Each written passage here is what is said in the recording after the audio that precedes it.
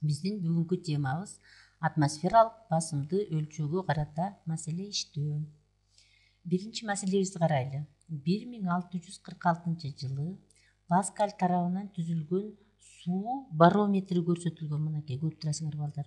Суу барометри көрсөтүлгөн. Атмосфералык басым 760 мм сымап мамычасына барабар болгондо ал барометрдеги суунун мамычасынын бийиктиги кандай дейт. Демек бул жердеги суу мамычасынын бийиктиги ашты тапкыла деп атат бизге. Ашты тапкыла деп атат. Анда берилишин жазалы. Берилди.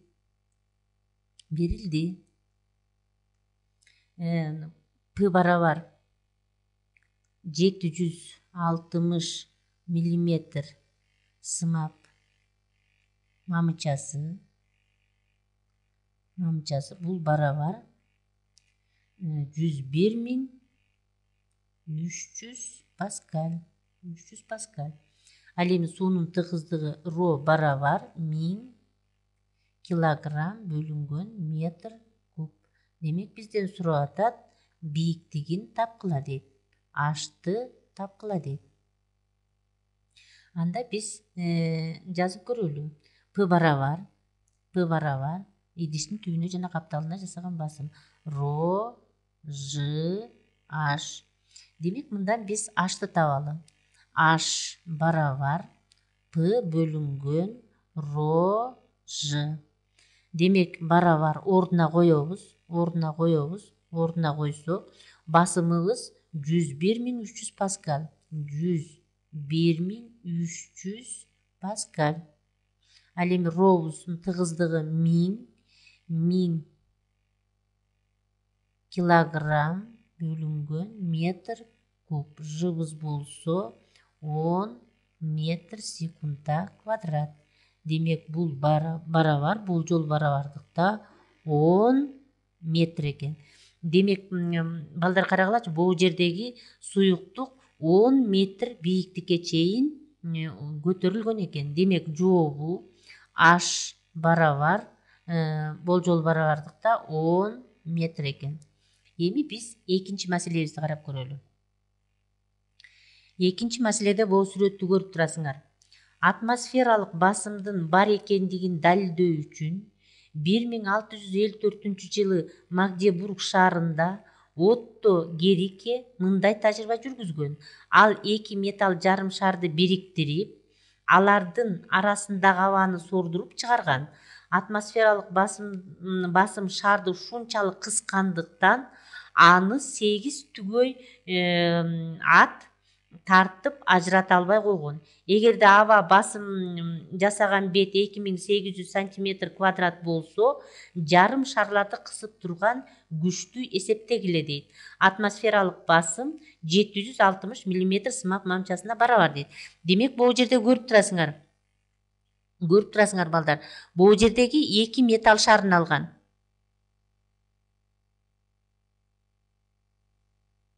Көрдүңөрбү? Бул эки металл шарды бириктирип, бул ортосундагы абаны сордуруп салгандан кийин 8 түгөй ат менен дагы биягы тартып атат. Демек 8 түгөй ат менен дагы ушул шарды ажырата албай коюшкан. Демек ушул жердеги кысып турган абанын күчүн, басым күчүн тапкыла дейт. Анда биз берилишин жазалы. Берилди.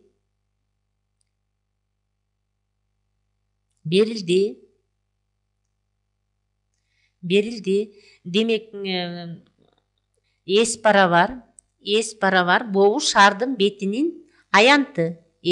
Шардын бетинин аянты. S барабар 2800 сантиметр квадрат.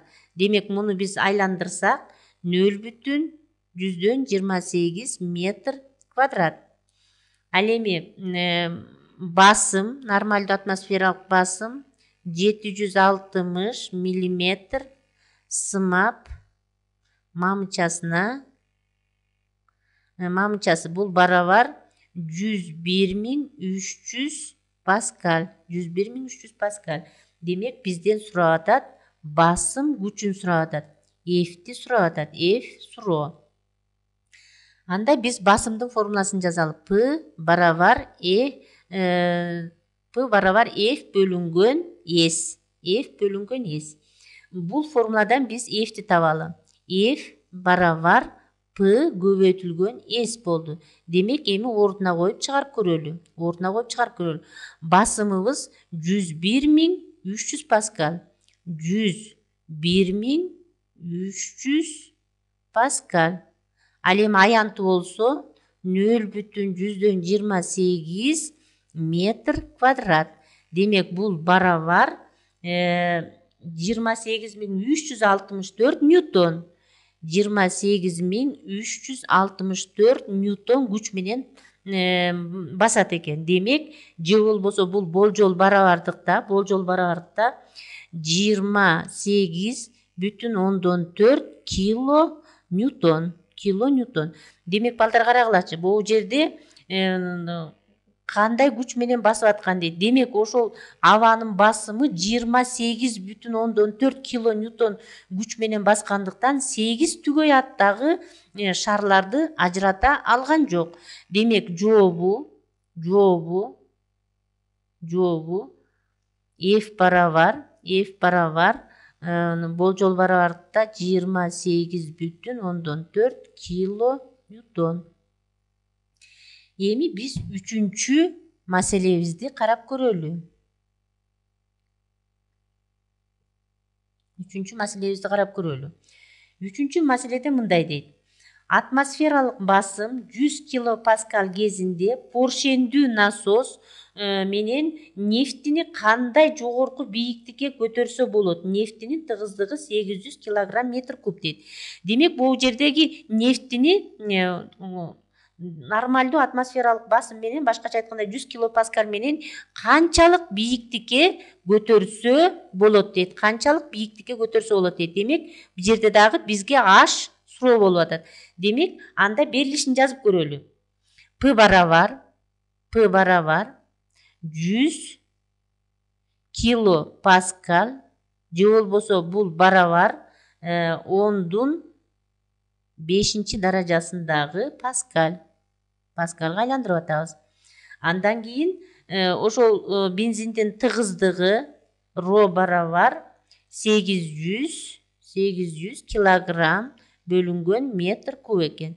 Демек бизден сурап атат H бийиктигин тапкыла деп атат. Демек H суроо.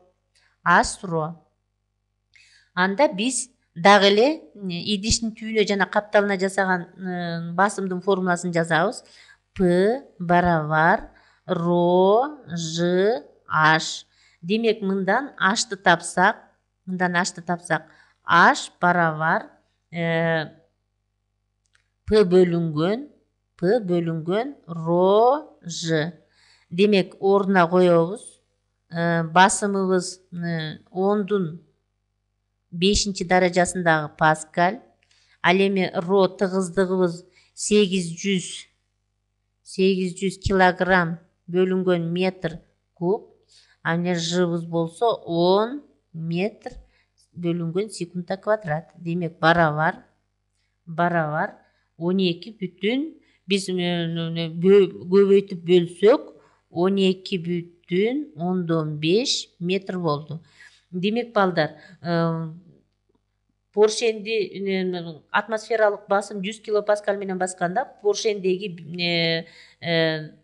күйүүчү май 12,5 метр бийиктикке чейин көтөрүлөт экен. Демек анда жообу H барабар 12,5 метр. Демек биз бүгүн балдар атмосфералык басымды өлчөөгө карата маселе иштедик.